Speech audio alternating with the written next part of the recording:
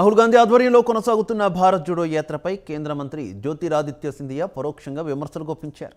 ఈశాన్య భారతాన్ని దేశంలోని మిగతా రాష్ట్రాలతో రైలు, వాయు మార్గాల ద్వారా అనుసంధానం చేయడాన్ని అసలైన భారత్ జోడో యాత్రగా ఆయన అభివర్ణించారు. అరుణాచల్ ప్రదేశ్ రాజధాని ఈటానగర్లోని డోనిపోలో విమానాశ్రయం నుంచి ముంబై, కోల్కతాలకు విమాన సేవలను సోమవారం వర్చువల్గా ప్రారంభించారు. 2013-14కు ముందు ఈశాన్య రాష్ట్రాల్లో మరిన్ని విమానాశ్రయాలు ఎందుకు నిర్మించలేదని ఆయన కాంగ్రెస్ పార్టీని సూటిగా ప్రశ్నించారు.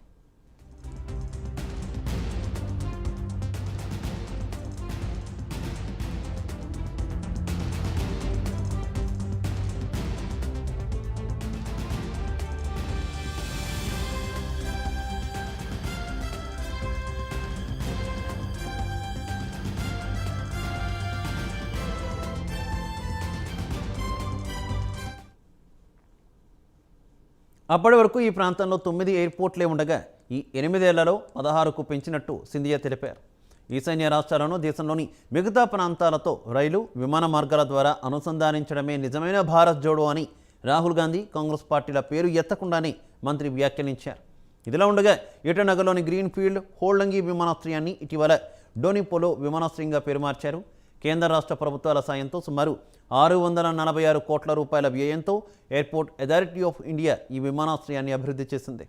10 రోజుల క్రితం ప్రధాని మోదీ దీన్ని ప్రారంభించారు. తాజాగా ముంబై, కోల్కతాలకు విమాన సేవలు ప్రారంభమయ్యాయి.